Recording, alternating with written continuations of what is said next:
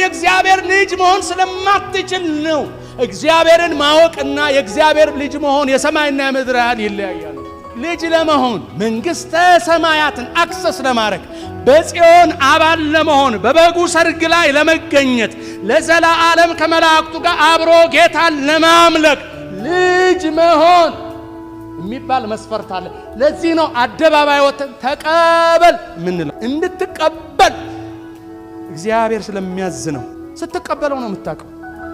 ስትቀበለውስ እንዴት ነው የምትቀበለው? አይ እኔ እኮ ተቀብየዋለሁ ከእናት ከአባቴ ከዘሬ ምናምን ተቀበል። ኖ አንተ ነው የምትለው።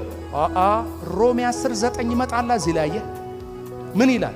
ኢየሱስ ጌታ እንደሆነ በአፍህ ብትመሰክር እግዚአብሔርም ከሙታን መካከል እንዳስነሳው በልብህ ብታመን ትድናለህ። ሰው በአፉ መስክሮ በልቡም አምኖ ይድናልና። ለዚህ ነው እጅህን አንስተ ኢየሱስ ጌታ እንደሆነ አምናለሁ እንድትል ምን ጠይቅህ?